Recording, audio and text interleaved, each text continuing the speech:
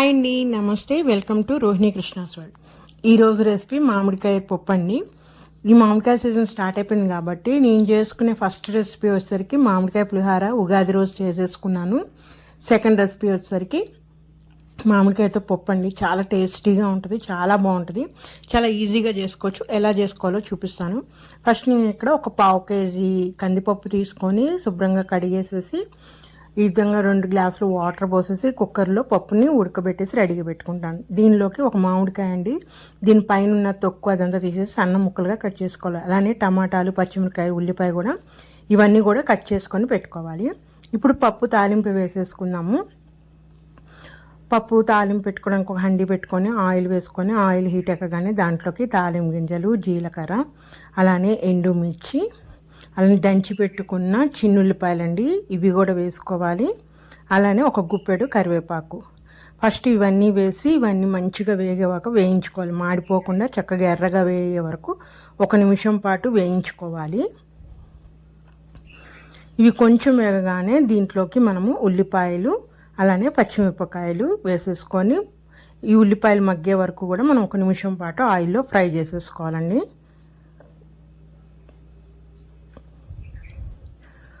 ఉల్లిపాయ 1 నిమిషం పాటు ఫ్రై అవ్వగానే ఇప్పుడు దీంట్లోకి మనము ముందుగా కట్ చేసి పెట్టుకున్న మామిడికాయ ముక్కలు వేసేసుకోవాలి. మీ ఇష్టం ముక్కలుగా వేసుకోవచ్చు, లేదంటే మామిడికాయని తురిమి కూడా వేసుకోవచ్చు. నేనైతే ముక్కలుగా వేసేస్తున్నాను. వేసేసుకొని ఈ మామిడికాయని కూడా ఆయిల్లో 1 నిమిషం పాటు ఫ్రై చేయాలండి. మనము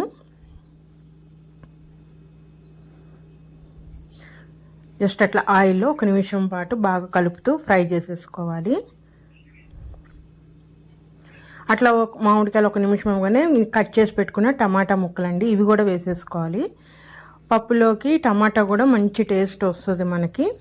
ఈ మామిడికాయ పులుపు, టమాటా పులుపు 2 కూడా యాడ్ అవుతాయి. దీంట్లోకి ఇంకా చింతపండు వేయన అవసరం లేదు. మనము చింతపండు వేస్తే మామిడికాయ ఫ్లేవర్ అనేది పోతుంది. సో మనం పులుపుకు తగ్గట్టుగా మామిడికాయ తీసుకోవాలి. ఇక్కడ ఈ విధంగా మామిడికాయ ముక్కలు, టమాటా ముక్కలు 2 వేసేసి ఆయిల్ 1 నిమిషం పాటు ఫ్రై చేసేసి మనము ఇప్పుడు ఇవి మెత్తబడే వరకు మనం మూత పెట్టేసేసి మీడియం ఫ్లేమ్లో ఒక 5 నిమిషాల పాటు మీడియం ఫ్లేమ్లో పెట్టి మనము మగ్గించుకోవాలండి.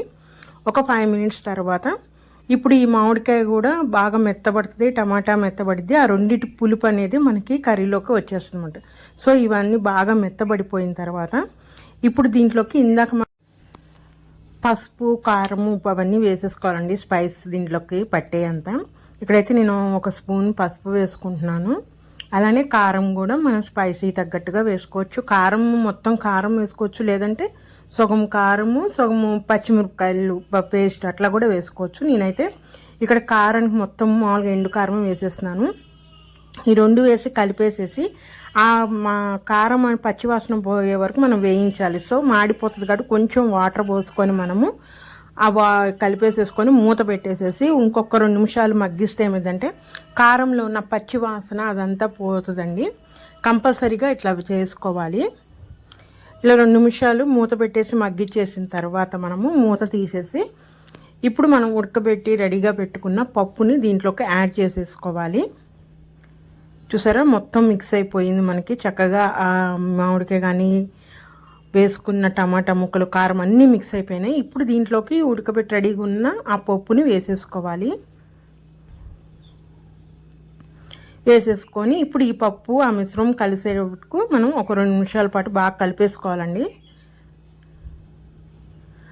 ఆ 2 బాగా మిక్స్ అయ్యే వరకు కలిపేసేసుకొని తగినంత సాల్ట్ వేసేసి ఒకసారి కలిపేసేసి వాటర్ కూడా కన్సిస్టెన్సీ కూడా చూడండి, మరీ చిక్కగా ఉంది, పప్పు గట్టిగా ఉంటే కొంచెం వాటర్ పోసేసుకొని ఇప్పుడు మూత పెట్టేసి మనము మీడియం ఫ్లేమ్లోనే ఒక 5 నిమిషాలు ఉడికించాలండి. అప్పుడు ఆ పులుపుదనం అదంతా కూడా పప్పులోకి యాడ్ అవుతుంది అన్నమాట. ఆ ఫ్లేవర్ అంతా పప్పుకు పడుతుంది. చూసారా, ఒక 5 నిమిషాల దాకా మొత్తం బాగా మిక్స్ అయిపోయింది, బాగా ఉడుకుతుంది. ఇలా పప్పుని ఒక 5 నిమిషాల పాటు బాగా మనము మగ్గిస్తే మంచి ఫ్లేవర్ అనేది వస్తుందండి. స్మెల్, అరోమా కూడా చాలా బాగుంటుంది. సో ఈ విధంగా మూత తీసేసి ఒకసారి కలిపేసేసి ఇప్పుడు మనం వేసుకున్న సాల్ట్ కరెక్ట్గా ఉందో లేదో చెక్ చేసుకోండి. నాకైతే కరెక్ట్గా సరిపోయిందండి సాల్ట్ అనేది. సో మొత్తం ఇంకా సరిపోయినాయి కాబట్టి ఇంకా ఫైనల్గా దీంట్లోకి కొత్తిమీర అండి, కట్ చేసుకున్న కొత్తిమీర కూడా వేసేసి మనము ఇప్పుడు స్టవ్ ఆఫ్ చేసేసి మూత పెట్టేయాలండి. ఆ వేడికి కొత్తిమీర అనేది మగ్గిద్ది, ప్లస్ ఆ కొత్తిమీర ఫ్లేవర్ అనేది పప్పుకు పడుతుంది. కంపల్సరీగా స్టవ్ ఆఫ్ చేసేసి ఇంక మూత పెట్టేసేసి ఒక 5 నిమిషాలు అలా పెట్టేసామంటే ఆ కొత్తిమీర ఫ్లేవర్ అంతా కూడా పప్పుకు పెట్టి చాలా బాగుంటుందండి టేస్టీగా. ఒక 5 మినిట్స్ తర్వాత చూడండి ఎంత బాగుందో, కలర్ఫుల్గా ఉంది. ఆ మామిడికాయ ఫ్లేవర్ కూడా మనకి చాలా బాగా తెలుస్తుందండి, టేస్టీగా ఉంటుంది. సో ఈ సీజన్లో మామిడికాయలు అనేది బాగా దొరుకుతాయి కాబట్టి రకరకాల రెసిపీస్ చేసుకోవచ్చండి. ఈ పప్పుని మనం చపాతీ, పూరి, రైస్ దేంట్లోకి తిన్నా కూడా బాగుంటుంది. నేనైతే ఈరోజు రైస్లోకి సర్వ్ చేశాను. ఈ విధంగా వేడివేడి అన్నంలోకి పప్పు, అలానే వడియాలు, మనము ఊరమిరపకాయలు కాంబినేషన్లో తింటే టేస్ట్ అద్దరిపోతుందండి. ఈ వడియాలు కూడా నేను మొన్న రైస్ కుక్కర్లో పెట్టిన బియ్యం పిండి వడియాలు, ఈ రెసిపీ కూడా మన ఛానల్లో ఉంది. అలానే ఊరమిరపకాయల రెసిపీ కూడా ఉంది.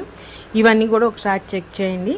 మరి ఇదేనండి ఈరోజు రెసిపీ అయితే. నా రెసిపీస్ కనుక నచ్చితే ప్లీజ్ సబ్స్క్రైబ్ మై ఛానల్, అలానే లైక్ చేయండి. మరొక మంచి రెసిపీతో, మరొక మంచి వీడియోతో మళ్ళీ కలుస్తాను. ఉంటానండి, బాయ్.